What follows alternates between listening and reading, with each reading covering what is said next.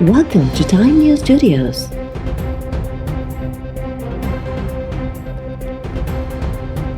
You are watching HBN Bulletin. हमारे मेंबरान ने बताया है कि हमें टेलीफोन आए हैं, हमें वोट बदलने को कहा गया है। ये बातें किसी तरह भी न मुल्क के लिए खुश आइंद हैं, न इदारों के लिए खुश आइंद हैं। ये बदनसीबी होगी कि कल जिस सेनेट के अंदर अक्सरियत अपोजिशन के पास है और वाज़ेह अक्सरियत है, लेकिन जब इस किस्म के वाक़यात होते हैं, जब सेनेटर को टेलीफोन आते हैं कि आप ऐवान में ना आएँ या अपना वोट बदल दें या फलाने को वोट दें और फलाने को ना दें, तो फिर एक मायूसी भी होती है कि जहाँ पर यह कहा जाता है बार बार कि हमारा ताल्लुक सियासत से नहीं है, जब उसके शवाहिद सामने आते हैं तो फिर मुल्क के जमहूरी मुस्तकबिल के बारे में बहुत इबाहम पैदा होता है। हमें DG/ISPR के बयान के बाद उम्मीद थी कि ये मामला ख़त्म हो गया है, अब नहीं होगा। जो 2018 में हुआ, असांजे मेंबर्स के फोन कॉल्स आयूं आहिनि त सादिक संजरानी के वोट ॾियो। नून लीग जो संगीन इल्ज़ाम। अॻूणे वज़ीर आज़म शाहिद खाकान अब्बासी प्रेस कॉन्फ्रेंस कंदे चयो आहे त मुल्की इदारनि खे सेनेट चूंडुनि में मुदाख़लत लाइ इस्तेमालु कयो पियो वञे। DG/ISPR जे बयान खां पोइ उम्मीद हुई त सियासत में मुदाख़लत ख़त्म थी वई। सेनेट में अपोजिशन वटि वाज़ेह अक्सरियत हुअण बावजूदि हिकु भेरो ॿीहर सेनेट चेयरमैन जी चूंड खे तकरारी बणायो पियो वञे, जेका मुल्क ऐं जमहूरी अमल जी बदनसीबी आहे। वोट तब्दील करण लाइ मेंबर्स खे आयल कॉल्स जा सबूत मौजूदु आहिनि।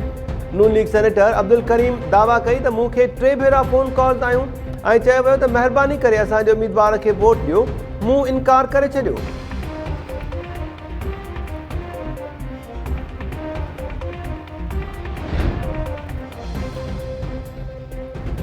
नून लीग प्रेस कॉन्फ्रेंस करे शिकस्त क़बूले वरिती आहे। वफ़ाक़ी वज़ीर शिबली फराज़ रद्द अमल ज़ाहिर कंदे चयो आहे त ख़ौफ़ हो त नून लीग वारा रोई न ॾियनि।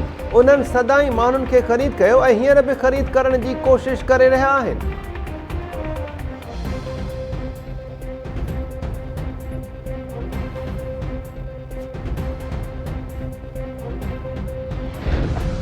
इलेक्शन में क्या सर, आप क्या न्यूट्रल दिखाई दे रहे हैं? आज तक तो न्यूट्रल नज़र आ रही है। तो आप उम्मीद करते हैं कि कल जब पोल होगा जुम्मे के बाद, तो उस वक्त तक भी वो न्यूट्रल रहेंगे? उनको बिल्कुल न्यूट्रल रहना चाहिए और न्यूट्रल रहेंगे। गिलानी साहब, मरियम साहबा ने कहा है कि उनके अरकान को काले आना शुरू हो चुकी हैं। आपके नॉलेज में भी ऐसा कुछ है? अभी नहीं है, तो इसलिए तो मैं कह रहा हूँ न्यूट्रल है और कल मैं जीतूँगा। PTM उम्मीदवार यूसुफ रज़ा गिलानी, मौलाना फज़लुर रहमान ऐं मरियम नवाज़ जी दावाउनि उबतड़ इस्टेब्लिशमेंट खे गैर जानिबदार करार ॾेई छॾियो। सुभाणे सेनेट चेयरमैन जी चूंड में कामयाबी लाइ बि पुरुमीद। यूसुफ रज़ा गिलानी सहाफ़ियुनि जे सवालनि जा जवाब ॾींदे चयो त सेनेट चूंडुनि में अॼु ताईं इस्टेब्लिशमेंट न्यूट्रल नज़र आई आहे। मेंबर्स खे कॉल्स अचण जी ॼाण न आहे, तंहिं करे चवां थो त इस्टेब्लिशमेंट गैर जानिबदार आहे। इस्टेब्लिशमेंट सुभाणे बि न्यूट्रल रहंदी ऐं आउं कामयाबु थींदुसि।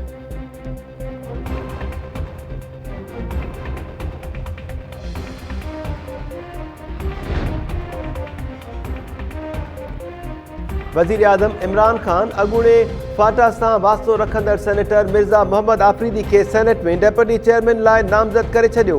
वज़ीर आज़म सेनेटर्स खे सुभाणे हाज़िरी यकीनी बणाइण जी हिदायत कंदे चयो आहे त सेनेट चूंडुनि में कामयाबु थींदासीं, अपोजिशन कुझु बि करे NRO न ॾींदासीं।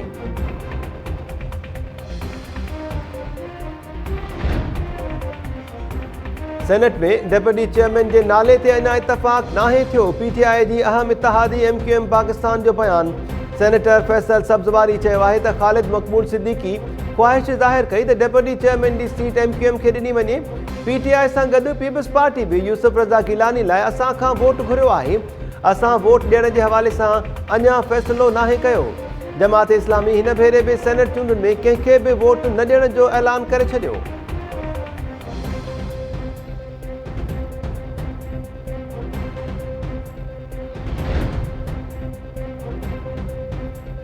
अॻूणो सदर आसिफ ज़रदारी सुभाणे यूसुफ रज़ा गिलानी ऐं मौलाना अब्दुल गफ़ूर हैदरी जी कामयाबी लाइ पुरुमीद। आसिफ ज़रदारी ऐं मौलाना फज़लुर रहमान विच में फ़ोन ते राब्ते दौरान सुभाणे थींदड़ चूंडुनि ते ॻाल्हियूं।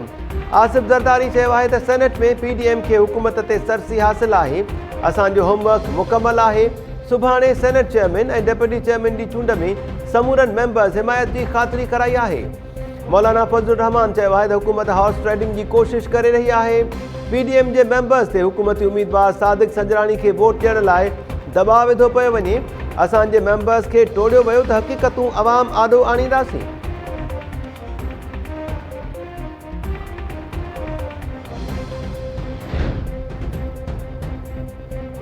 सदर आरिफ अलवी सुभाणे सुबुह 10 वॻे सेनेट जो इजलास सॾाए वरितो। नवां चूंडियल 48 सेनेटर्स हलफ़ खणंदा, जंहिं बाद सेनेट चेयरमैन ऐं डेप्यूटी चेयरमैन जी चूंड कई वेंदी।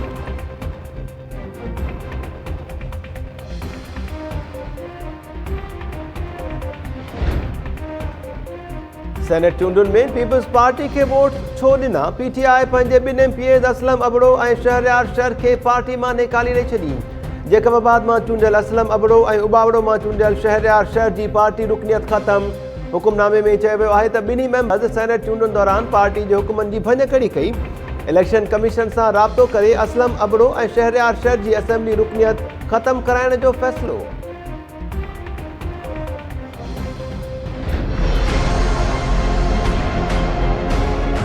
ही जेके असांखे पंहिंजी पार्टी PTI वारनि 2 उम्मीदवार ॾिना, असांजो ज़मीर असांजी दिलि उन्हनि उम्मीदवारनि ते मुतमइन न थी सघी, उन करे असां जेको आहे उन्हनि खे वोट न ॾिनो। पर जेके अंदरि PTI में लिकल ॿिया माण्हू वेठा आहिनि जिन उन्हनि खे वोट न करायो आहे, सभ खां पहिरियों त मां पंहिंजी पार्टी खे इहा गुज़ारिश कयां थो त उन्हनि मेंबरनि खे त लहे न त उन्हनि खे त वाइको कयो वञे। इलेक्शन कमीशन जे तरफ़ां असांजी मेंबरशिप मुअतल थींदी त असां वरी इलेक्शन कंटेस्ट कंदासीं ऐं पार्टी जी जेका नाराज़गी हूंदी, जेके ख़दशा हूंदा, उहा असीं दूर कंदा। पंहिंजे तक ते इलेक्शन न विढ़ण जो कॾहिं सोचियो बि न आहे। पहिरियों त असीं पंहिंजी पार्टी खे मुतमिन कंदासूं, ॾिसूं त हू छा था चवनि। फ़िलहाल मां राब्तो न थियो आहे।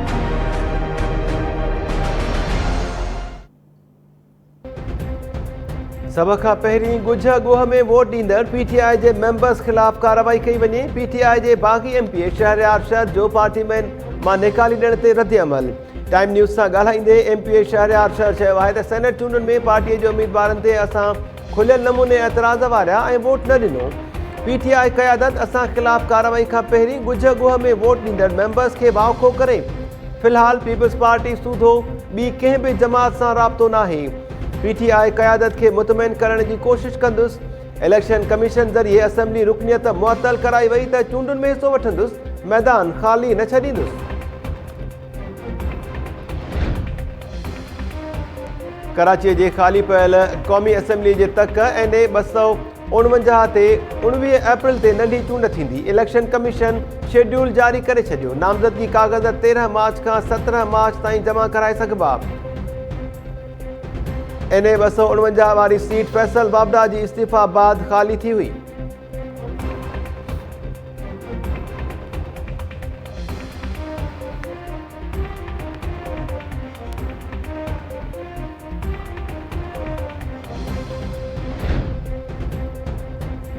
कींझर ढंढ ते हिफ़ाज़ती इंतज़ामनि बाबति रिपोर्ट सिंध हाई कोर्ट में पेश। अदालत तरफ़ां हिफ़ाज़ती इंतज़ामनि ते अमल यकीनी बणाइण लाइ ॿेड़ी मालिकनि खां हलफ़नामा वठण जो हुकुम।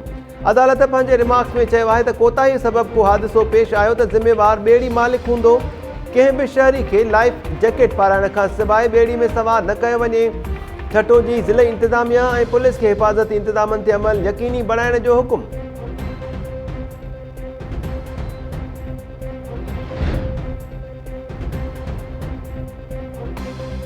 कराची में मुतहदा लंडन जी टारगेट किलिंग्स टीम खे नए सिर जोड़ण जो इंकिशाफ। मुतहदा लंडन जी राब्ता कमेटीअ जी मेंबर कहकशां हैदर ज़रिए टारगेट किलर्स जूं नए सिर टीम्स जोड़ियूं वयूं। CTD ऐं रेंजर्स इख़्तियारनि गॾियल प्रेस कॉन्फ्रेंस दौरान चयो आहे त कहकशां हैदर अमेरिका में रहे थी। हुन अमेरिका मां मुख़्तलिफ़ माण्हुनि खे टारगेट करण जूं हिदायतूं ॾिनियूं। टारगेट किलिंग जी फ़हरिस्त में शामिल माण्हुनि खे बचाइण जी कोशिश कई पई वञे।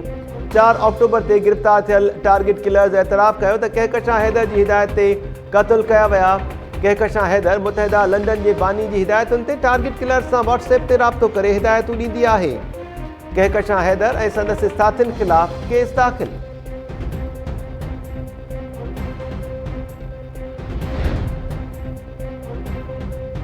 मलीर में दहशतगर्दीअ जो वॾो मनसूबो नाकाम। स्टील टाउन पुलिस तरफ़ां पाबंदी पयल तंज़ीम जे दहशतगर्द खे गिरफ़्तार करण जी दावा। दहशतगर्द ख़लीलुल्लाह उर्फ़ कारी वटां दस्ती बम, पिस्टल ऐं ॿिया हथियार हथ। पुलिस जो चवणु आहे त दहशतगर्द ख़लीलुल्लाह अफ़गानिस्तान मां दहशतगर्दीअ जी तरबियत वरिती हुई। जवाबदार साथियुनि सां गॾिजी रज़ाकाबाद ट्रेनिंग सेंटर ते हमले जी रिथाबंदी कई हुई।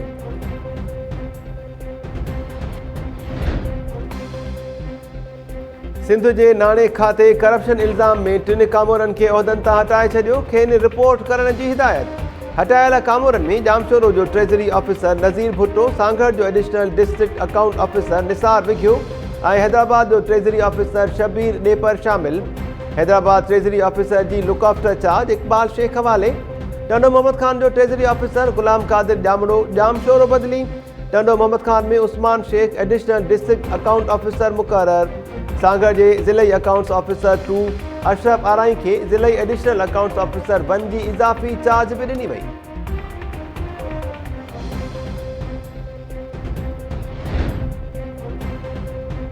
रोहड़ी पुलिस जे जुड़तू मुक़ाबले में शागिर्द इरफान जतोई खे मारण वारे वाक़े ख़िलाफ़ एहतजाज जो सिलसिलो जारी। कराची में इंडस लॉयर्स फोरम जे सॾ ते वकील बिरादरी जो एहतजाज। वकीलनि जांच कमेटी में SSP अमजद शेख खे शामिल करण ते एतराज़ वारे छॾियो। वकीलनि जो चवणु आहे त SSP अमजद शेख इरफान जतोई जे क़त्ल वाक़े में मुलविज़ आहे। खेसि जांच कमेटी में शामिल करण सां शफ़ाफ़ जांच न थी सघंदी। गढ़ी यासीन में स्पीकर आगा सिराज दुरानी जे बंगले अॻियां मुज़ाहिरो। ॻोठ रोशन खरोस जे रहवासियुनि रैली बाद मुज़ाहिरो कयो। मेहर में बि शहरी इतिहाद जे सॾ ते इरफान जतोई खे मारण वारे वाक़े ख़िलाफ़ एहतजाज। मुज़ाहिरीन तरफ़ां वाक़े जी शफ़ाफ़ जांच कराइण ऐं जुड़तू मुक़ाबले में मुलविज़ पुलिस अहलकारनि ख़िलाफ़ कार्रवाई जो मुतालबो।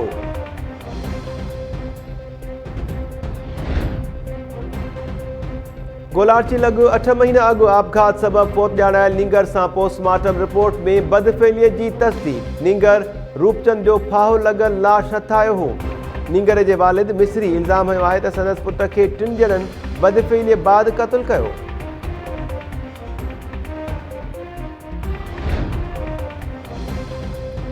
बेहरकीअ में पसंदी शादी कंदड़ जोड़े ते हमले जो नओं रुख। नारी सां गॾु अगवा ॼाणायल रहमान शेख ख़िलाफ़ क़त्ल जो केस दाख़िल।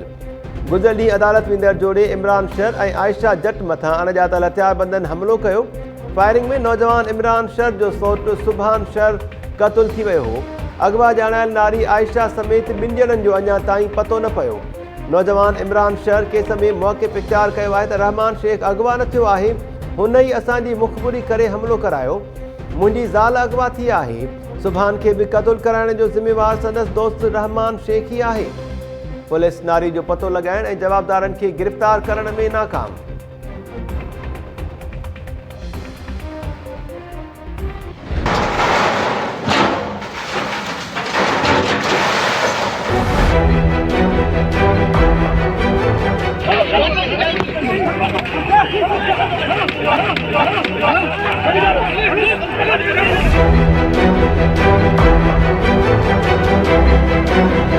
मर्जी से जेका ड्राइंग है वो ड्राइ तो बाकी छुटियूं।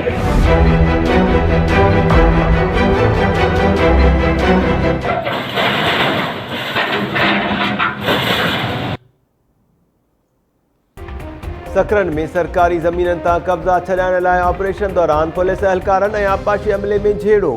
पुलिस अहलकारनि जो आबपाशी अमले ते लठियुनि जो वसकारो। आबपाशी अमले ॻरी मशीनरी सां केतिरियूं ई इमारतूं ड्राहे पट करे छॾियूं।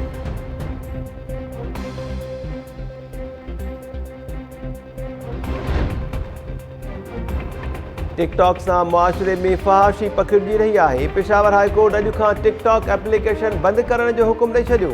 अदालत टिकटॉक एप्लीकेशन खे फौरी तौर बंदि करण जो हुकुम ॾींदे चयो आहे त टिकटॉक वीडियोज़ असांजे मुआशरे में क़बूल जोगियूं न आहिनि। टिकटॉक सां सभ खां वधीक नौजवान तबिको मुतासिर थी रहियो आहे।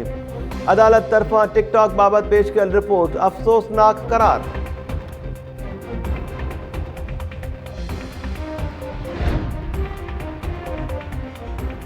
मीरपुर साकरो में टिकटॉक वीडियो ठाहिण ते 2 धुरियुनि में झेड़ो। लठियुनि लतुनि ऐं मुकुनि जो वसकारो। 2 धुरियुनि में झेड़े दौरान 17 ॼणा ज़ख़्मी, 8 ज़ख़्मी ॻणितीअ जोगी हालत में कराची मुंतक़िल। इलाइक़े वासियुनि जो चवणु आहे त हिकु नौजवान टिकटॉक लाइ मज़ाहिया वीडियो ठाहे रहियो त मलाह ऐं कुॾण बिरादरी जी 2 धुरियुनि में झेड़ो थियो। इतला मिलण बावजूद पुलिस हरकत में न आई।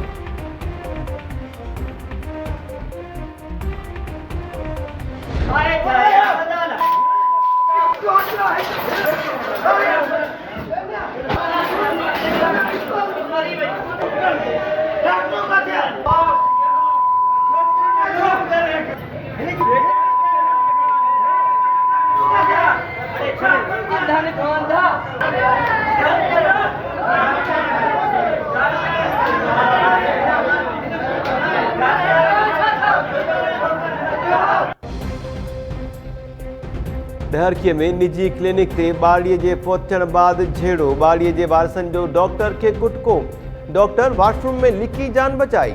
मछरनि माण्हुनि जी निजी क्लिनिक ते भंजराह, ॿारड़ीअ जे वारसनि जो चवणु आहे त डॉक्टर तरफ़ां ग़लति इंजेक्शन लॻाइण सबबि ॿारड़ी साइमा फोत थी वई, संदसि ख़िलाफ़ कार्रवाई कई वञे। डॉक्टर दर्शन इल्ज़ामनि खे रद्द कंदे चयो आहे त ॿारड़ी तमामु घणी कमज़ोर हुजण सबबि फोत थी वई, असां का बि ग़फ़लत नाहे कई।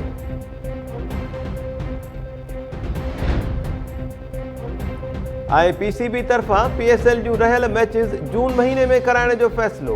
पीसीबी इख्तियारनि ऐं फ्रेंचाइज़ मालिकनि विच में इजलास दौरान पीएसएल जे रहियल मैचिस जून में कराइण ते इतफ़ाक़। इजलास में शेड्यूल ते बि सलाह मशवरा कया विया। पीसीबी जो चवणु आहे त पीएसएल जी रहियल मैचिस जे शेड्यूल जो ऐलान बाद में कयो वेंदो। पीसीबी तरफां कोरोना जा केसिस वधण बाद पीएसएल जूं रहियल मैचिस मुलतवी कयूं वयूं हुयूं।